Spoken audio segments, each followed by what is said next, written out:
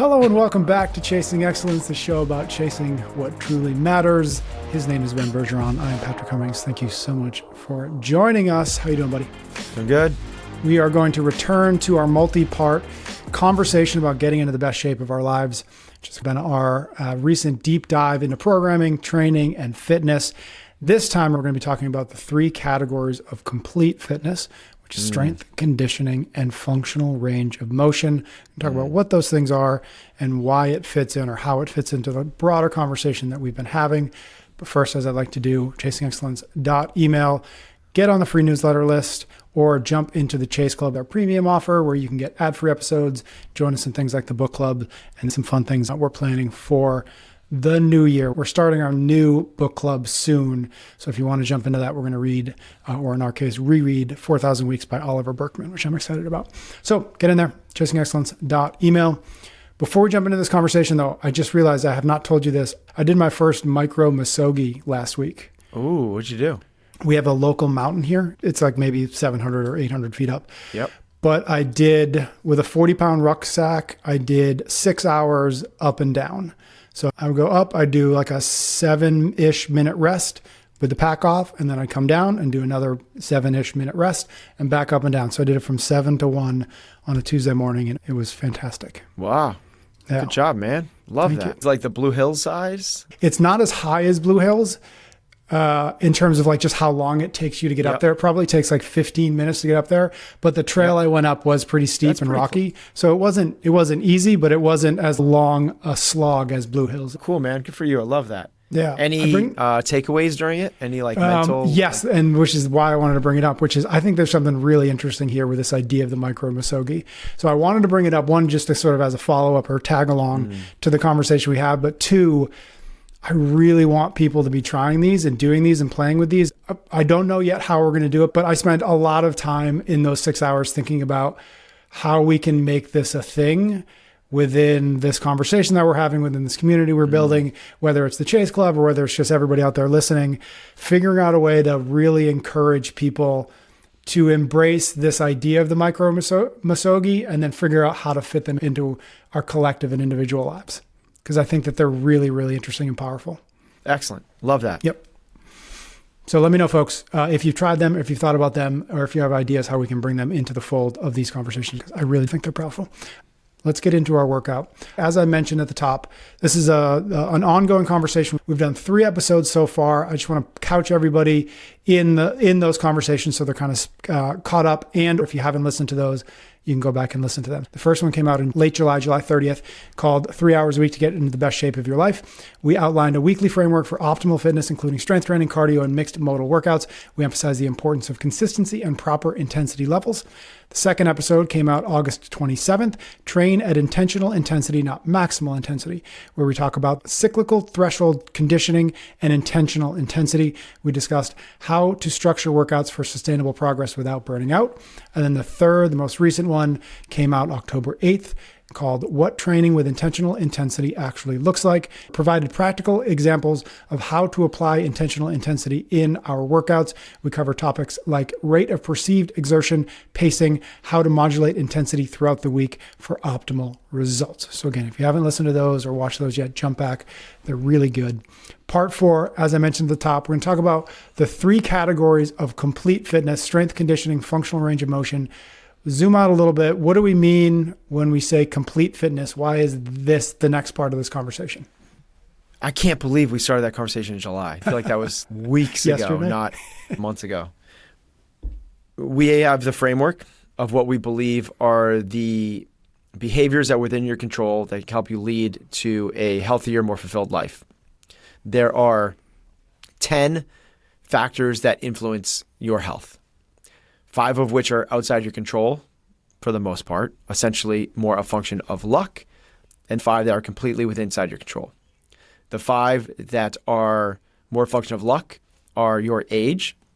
If you are 18, you're more likely to be healthy than if you are 98. That's just the way it goes.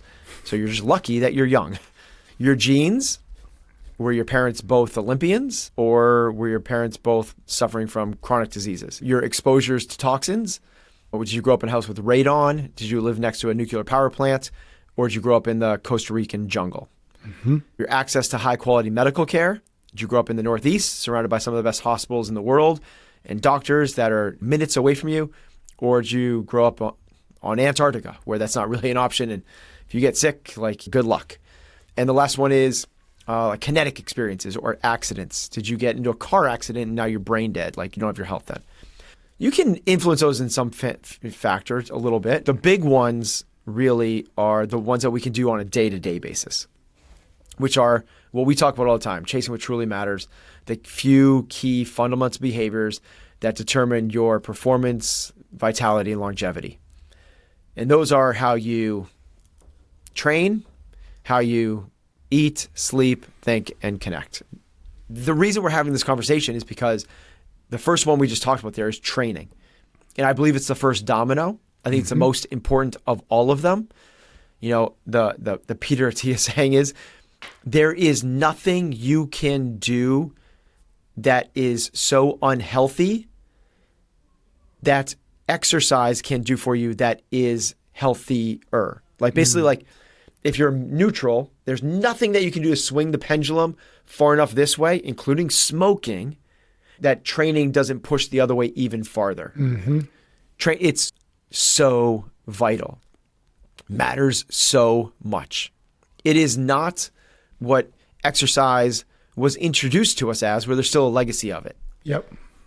People only exercised in the past, like, get ready for war or sport. That's what exercise was forever. Besides that, people lived active lifestyles.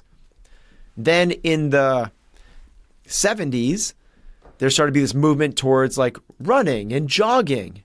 And the 80s, health clubs became a thing. People started doing bodybuilding type stuff and running and jogging indoors on machines. It was all for the purpose of vanity, to look better and be skinny or have muscles. Well, what we found out, it sounds really recent. It's the last 20 years or so that this has become a mainstream accepted medical practice, that you having, I'm going to call it training for performance, improves your health, your vitality, and your longevity. Now, if you train for complete, if your training is complete, you really move the needle. If you train at all, you move the needle. If you're just a marathon runner, that is so much better than being a couch potato. If you're just a power lifter, that's so much better than being a couch potato. If you do yoga, that's so much better than being a couch potato.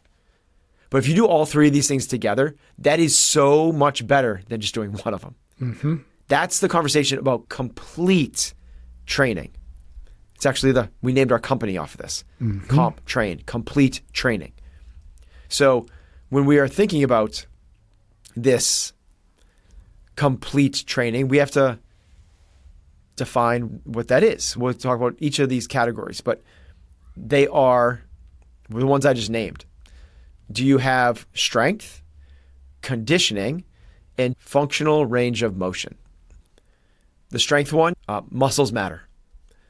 The bigger muscles you have, they are essentially where your body deposits glucose. So think of it as like sponges for glucose, sugar in the bloodstream. We know how detrimental hyperinsulinemia is. This is the precursor to chronic disease. Chronic disease is the thing that kills 7 out of 10 Americans. Full stop. Hyperinsulinemia is the precursor to chronic disease. Chronic disease is the thing that kills 7 out of 10 Americans. What is chronic disease? The biggest one is cardiovascular disease. The second one is cancer. The third one is neurodegeneration. And the last one is diabetes, type 2 diabetes. Type 1 is not a chronic disease. What is heart disease? Heart disease is heart failure, heart attack, arteriosclerosis, stroke.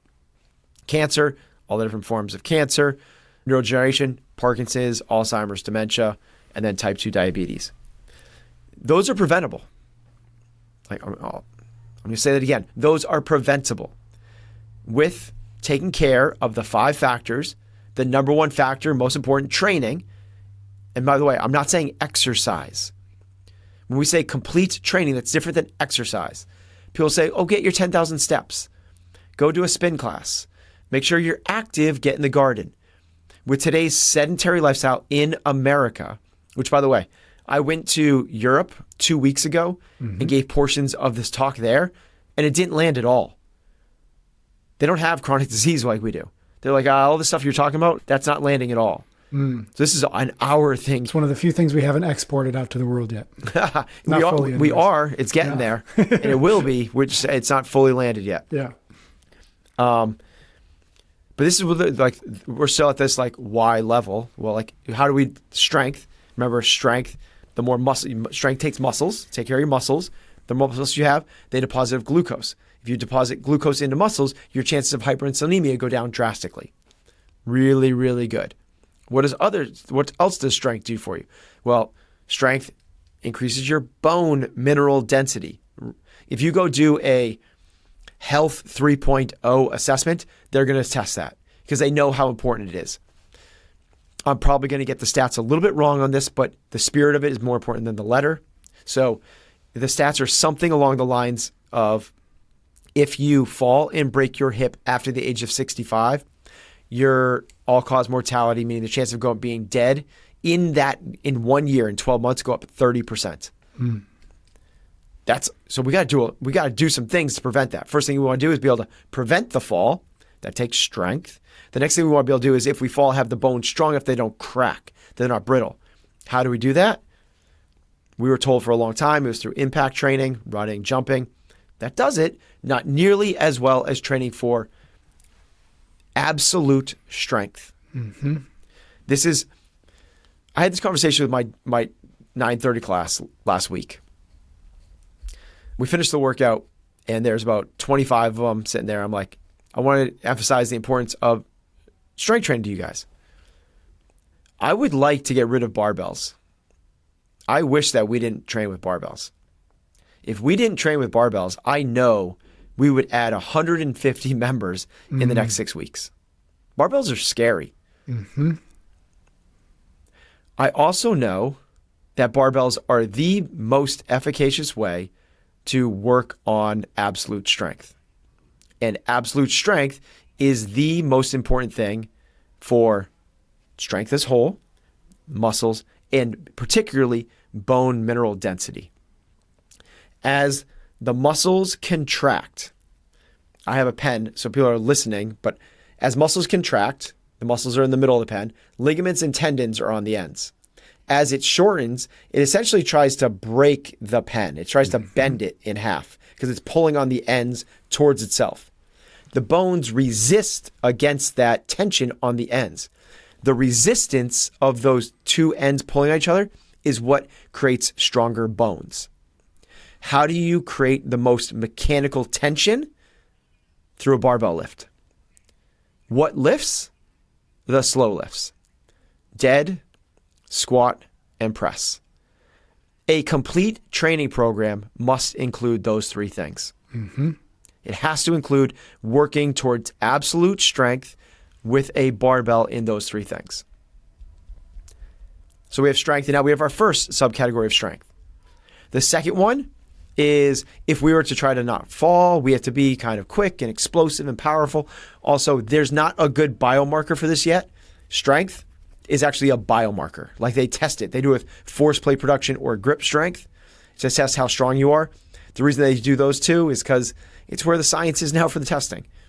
What we shouldn't do is take the training towards the testing, though. That's a mistake. What we should do is take the testing towards the actual application to real life. But the next thing we want to focus on after absolute strength is relative power. Relative means relative to your own body weight. So what that means is can you quickly and explosively move your body from point A to point B? Short distance, it's like vertical jump, broad jump. How high can you jump on a box? That matters a lot. For a complete training program requires you to be able to move explosively. I wish that wasn't the case because it's probably my weakest thing. Of all the categories that we're about to talk about, it's probably my worst. Yep. I have like a 3-inch vertical jump, and it's never been very good. But it's something that I should work on and get better. The next one after that is muscular endurance. So we say muscular endurance, it's the ability for muscles to resist fatigue. This usually happens over very high rep schemes. So think about surfers paddleboarding, right? Like that. Like your shoulders, nothing's heavy, but you're just gonna shoulders can get so fatigued. Think of it as banded curls, 100 rep banded curls. It's not how strong are you. A lot of people can lift that once, but you want that muscles to be able to keep going and going and going. Those three things are what make up the strength category. We have absolute strength, relative power, relative to your own body weight, and muscular endurance. If we have those three things, we can say that we are doing really well in the strength category. So not just how much can you lift? That's a big one. It's a really big one, right? But how much can you lift is going to have carryover a little bit to that relative power one. Kind of a neat stat is the average Olympic lifter at the Olympics has a higher vertical jump than the average basketball player at the Olympics. That's crazy. So there's carryover there. Yep. And similar, there's some carryover to muscular endurance as well. Versus a couch potato, somebody that can bench press 300 pounds is probably going to be able to bench press a barbell, an empty barbell, 100 times a little more effectively than the couch potato would. But it's really that intersection, that totality of the three that we're really looking for. And the big take home is complete training requires strength. You cannot have a complete training program without it. I wish we could get rid of the barbells, but I can't. I can't get rid of them because I'm afraid of what the conversations I'm going to be having with my members in a decade. And the reason this conversation came up with my members is because a newer member and a member's wife in the same week came up to me saying they got diagnosed with osteoporosis. And I was like, this is why I don't want to have my members coming up and saying that to me. You need to be training for maximal strength. Let us take 2 minutes, say thanks to some sponsors, and then we're going to get back into conditioning and functional range of motion. We're brought to you this time around by Qualia, a brand dedicated to promoting healthy aging through science-backed supplements. Resist aging at the cellular level and visit Qualia Life. That's QUALIA life.com/excellence for up to 50% off, and use code excellence at checkout for an additional 15% off. Have you heard about Senolytics? They're being hailed as one of the biggest discoveries for healthy aging. Qualia Senolytic is designed to help your body eliminate senescent cells, which are responsible for that sluggish feeling as we age. Imagine feeling 15 years younger in just a few months. This non-GMO, vegan, and gluten-free formula is clinically tested and offers a 100-day money-back guarantee, giving you zero financial risk to try it out. It's time to unlock your cellular health and promote vitality. Head to qualialife.com/excellence for an additional 15% off your purchase. We are also brought to you by our friends over at Shopify, the leading commerce platform that empowers businesses to grow and succeed. If you're ready to elevate your business, sign up for your $1 per month trial at shopify.com/excellence, all lowercase. Have you ever wondered where successful brands find their edge? It often comes down to the business behind the business. Companies like Chubbies, Aloe, and Gymshark have great products and marketing, but they also rely on Shopify to simplify their selling. With the #1 checkout on the planet and Shop Pay boosting conversions by up to 50%, Shopify ensures fewer abandoned carts and more sales. Whether your customers are browsing online, in-store, or scrolling through their feeds, you need a platform that's ready to meet them wherever they are. Remember, businesses that sell more sell on Shopify. So if you're looking to upgrade your business and get the same checkout that top brands use, sign up for your $1 per month trial at shopify.com/excellence. Okay. Back into our conversation. Okay. Conditioning. We've got strength. Now we're doing the other end of it. Conditioning. Okay. So conditioning. We talked about this. So the first, why, right? So people just want to get strong. I get it. Bigger muscles, look good on the beach, be able to be harder to kill and more useful in general, right? But where does conditioning fit into this? And everyone knows that smoking is bad for you. That's just it's a foregone conclusion. Well, you smoking versus non-smoking improves health outcomes by 41%. Journal of American Medical Association did a study over a 24-year period with over 120,000 people.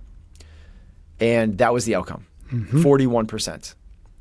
Not having diabetes improves health outcomes by 20%.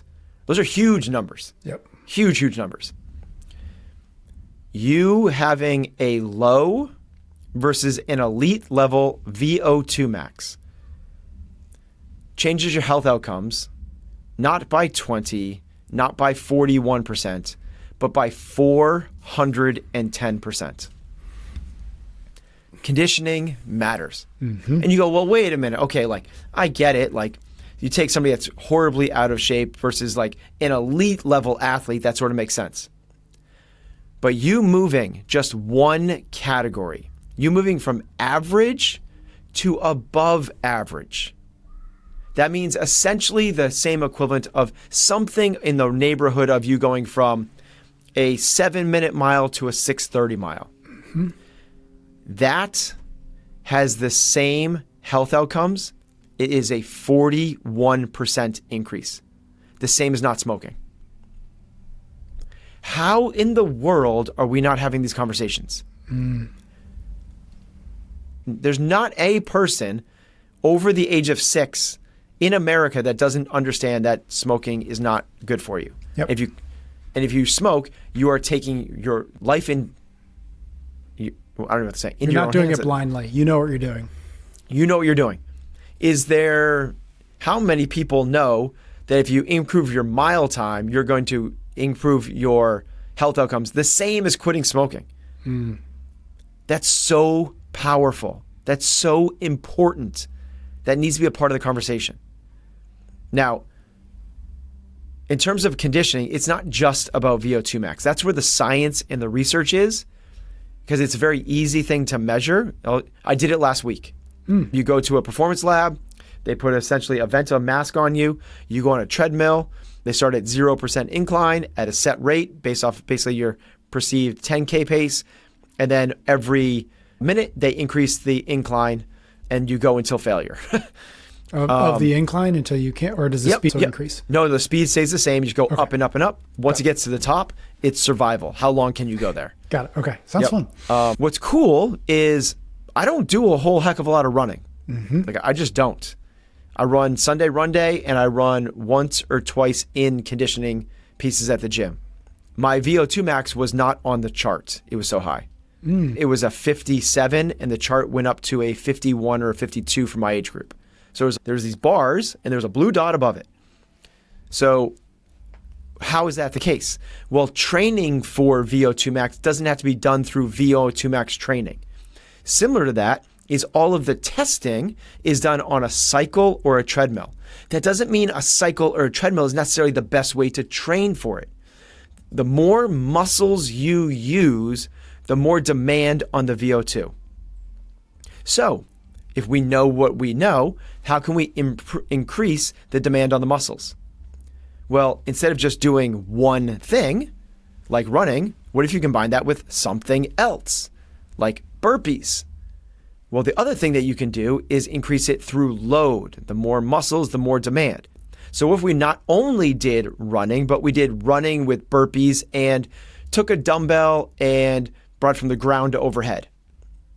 And we did that in a interval fashion, 4 on, 4 off, 4 rounds. That's the kind of standard VO2 max protocol. That would be a bigger demand on the oxygen uptake than simply running. It's a better, more complete fitness training protocol. But it's not also just about VO2. It's not just 4 on, 4 off. You can train VO2 other ways. And again, remember, we don't want to go just to where the research is. The research will get better and show that this happens in other areas as well. What we really want to do is make sure our training program encompasses all aspects of conditioning. As I just talked about, mixed modal, not just on a treadmill or a bike. That's insane. You want to be able to do it with your body weight, be able to do it with traditional cardio things, and also do it against resistance and load. We also want to do it through different time domains. It's about the work capacity you're able to do, not just how good are you at this 6 to 14 minute VO2 max test. But can you do this with zone 2, like long? Do you have endurance? Can you go for hours if we asked you to? Can you do this training, both, this is the next category, with lactic threshold and VO2 max? Those are kind of brothers and sisters in the same family. They're both at moderate to high intensity, but you kind of like tweak things a little bit to get different outcomes. And the third one is, can you do it with anaerobic capacity? Means really hard, really high, unsustainable, and you're really uncomfortable afterwards. So what does that actually look like? Zone 2, as we said, is long, and on a rate of perceived exertion, it's like a 2 to a 4. So zones is different than rate of perceived exertion. Zones has to do with your heart rate. It's zone 2. And at RPE, rate of perceived exertion, on a scale of 1 to 10, 1 would be walking briskly. That's recovery. That's not what we're talking about. It's basically how hard can you work before you can't hold a conversation anymore. Mm-hmm. That's zone 2.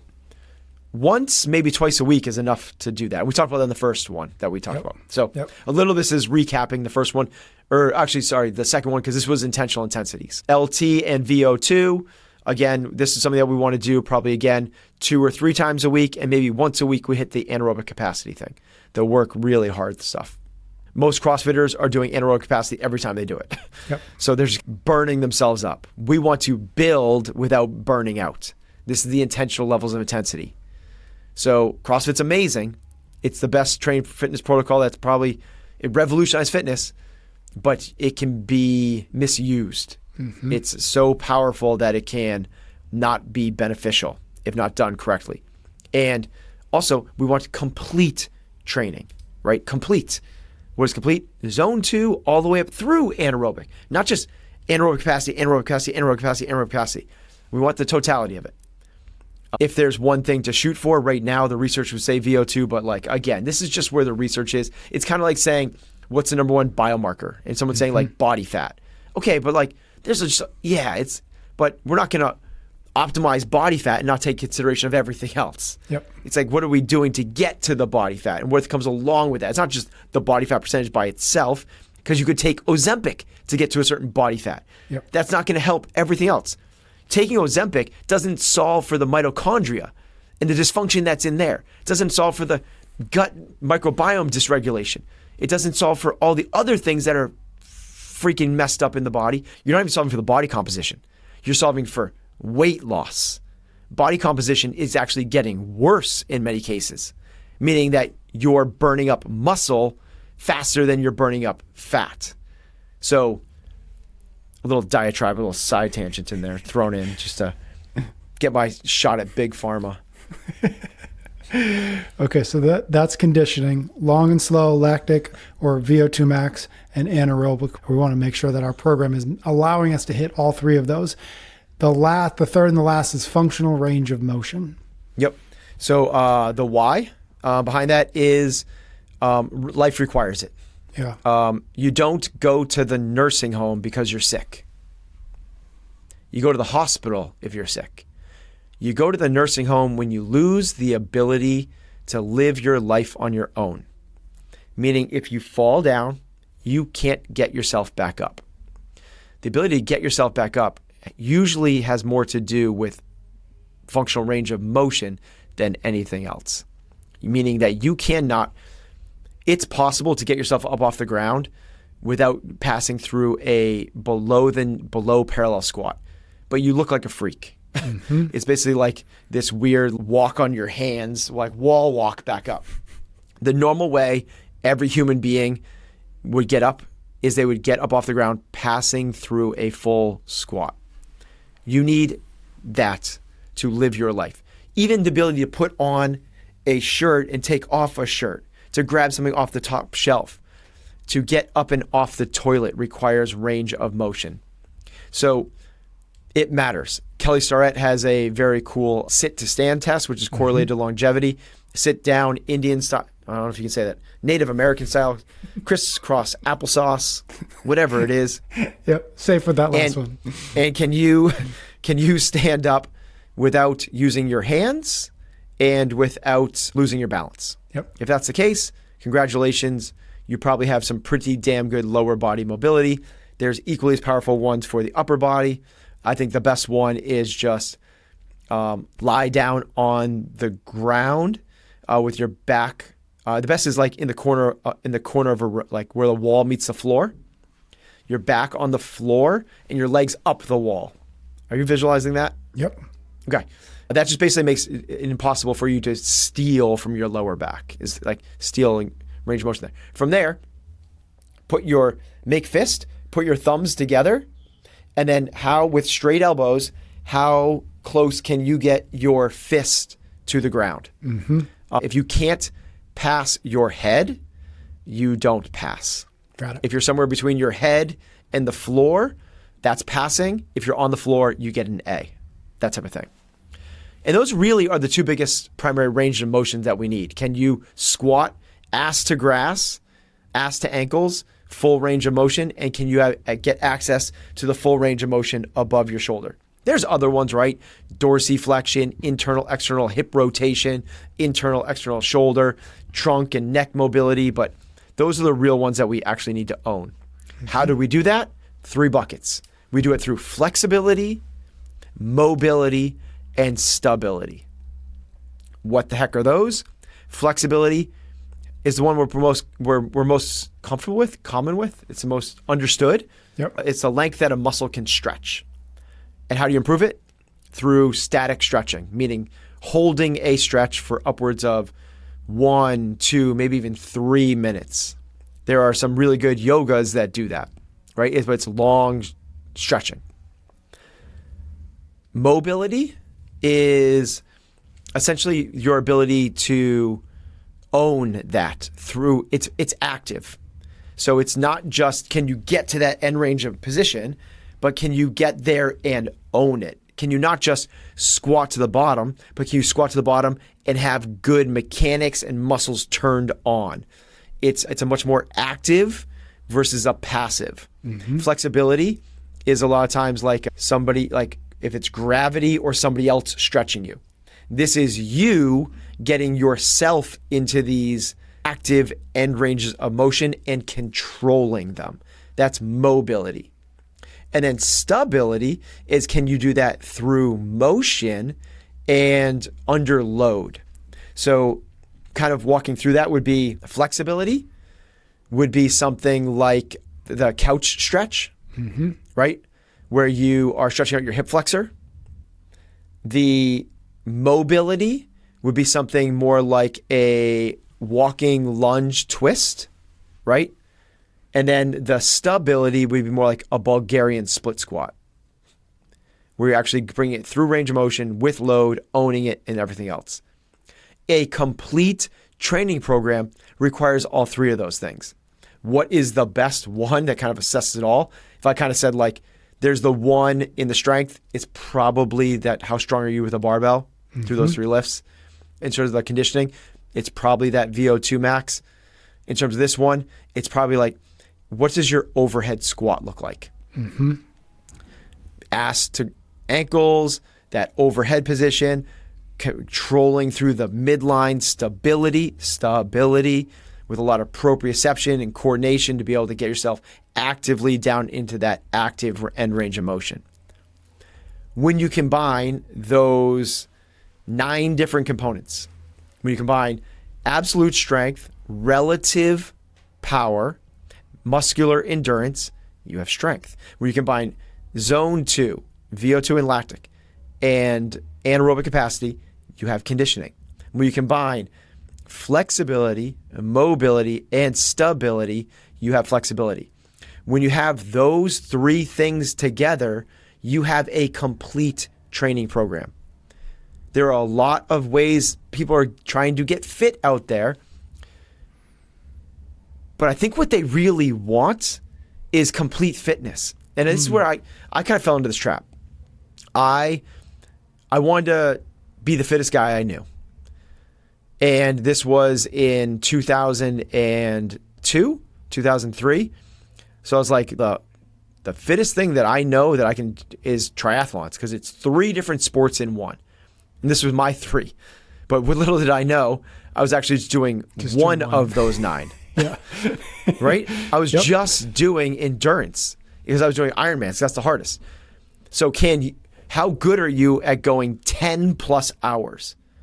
Like, if you do it in 8 hours, you win world champions. If you do it in 9 hours, you qualify for worlds. I was at 10. You have to finish under 17 hours, the cap. That's at midnight. So I was like, I'm just going to try and qualify for worlds. That's the hardest, that's the fittest thing you can do. I didn't know what I was looking for until it like smacked me in the face. And that's when CrossFit came along. I was like, oh, this is a much better approach. Wow, this is 10 components of fitness. Well, I think that we can simplify that a little bit. And also, it's not just high intensity. And it's also not just cycling barbells to cycle barbells. And it's not just walking on your hands and flipping around and doing somersaults on rings. Those things are super cool, and I dedicated a big part of my adult life to those. But in terms of a complete, what is the essential? What I'm saying is, if you did not have one of these things, there'd be a missing component to your fitness. Mm-hmm. They are all the 9 essential components to what you have. Because when you combine a couple of them, when you combine absolute strength, what's the maximal external load that you can lift, with relative power, you get power. You get power cleans. You get that one. That's the crossover between those two. And when you combine zone 2 with anaerobic capacity, you get metabolic flexibility. Be able the adaptability to flip between burning carbs and fat. Like there's so much little carryover between all of these different categories. Now you don't necessarily need to train those ones, because training the two will give you that capacity. Yep. This is the complete aspect to it. And again, it's what our company is. It's complete training. So it's obviously, I feel very passionately about it. And I just wish that, when people go and they're trying to get fit, but people are doing it by trying to run marathons, and they think they're doing it. And they're not, right? They're working really hard. This goes back to like the conversation we had maybe a month ago or so, where we did like the teardrop conversation. Mm-hmm. Yeah. They're trying really hard. They're making sacrifices in the gym, and they're making sacrifices in the kitchen. They're training and eating. Yet they are not getting what they could be getting out of a training program. Because if without one of these things, you're not going to have the health, the vitality, and the longevity. Said another way, you need performance across these 3 categories. Mm-hmm. And if you have that, then you reap the benefits. Remember, being strong is better than the couch potato. Being a marathon runner is better than the couch potato. Being a dedicated yogi is better than a couch potato. But dedicating yourself to complete fitness is equally as better as dedicating yourself to any one of those endeavors. Mm-hmm.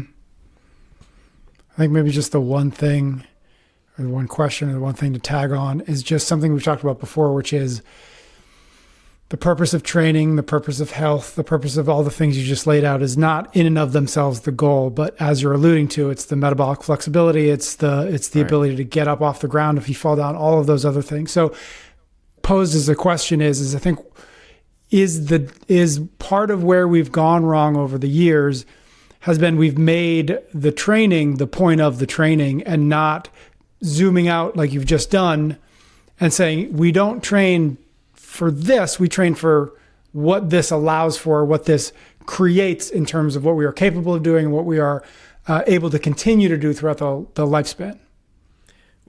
We should not be training to get better at the gym. We should be getting training so we can earn the freedom to live the life as we choose. Mm-hmm. It's a freedom to choose. So when you go outside the gym, you can do what you want to do.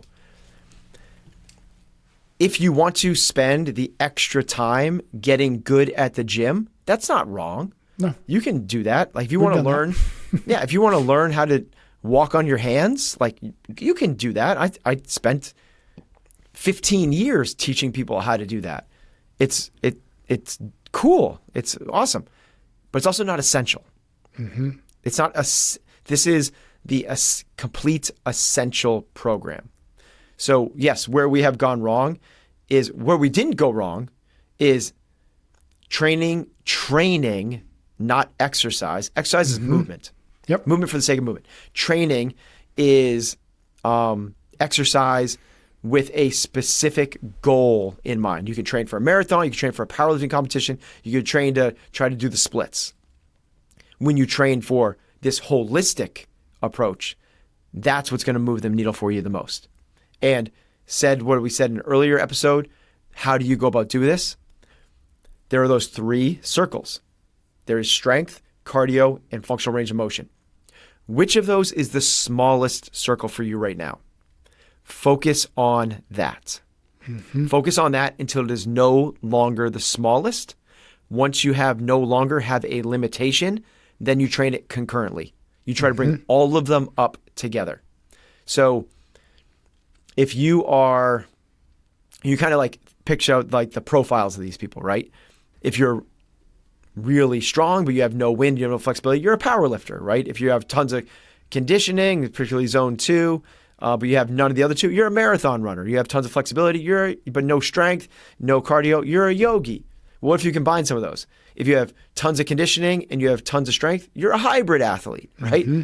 If you have strength and functional range of motion, you're one of those primal guys, right? You're like what do they call those? Like the animal movers that do like bear crawls. I know exactly what you mean. I don't know. So that's like you start to like play these profiles. Well, you have all 3, you're a complete athlete.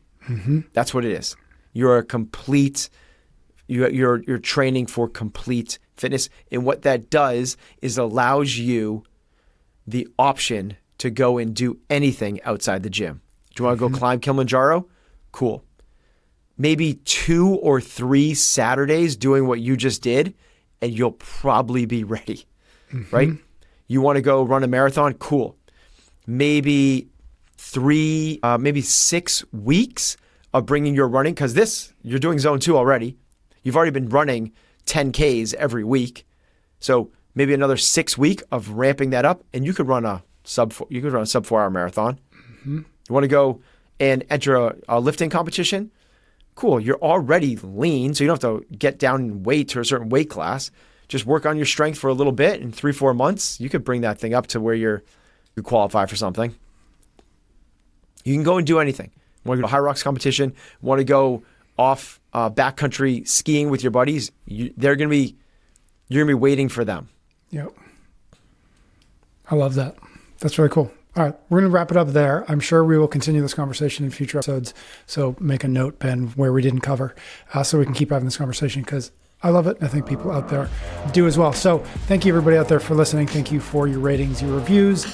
Do make sure you are subscribed wherever you're watching or listening so you don't miss a future episode. Ben and I will be back soon for a brand new episode of Chasing Excellence.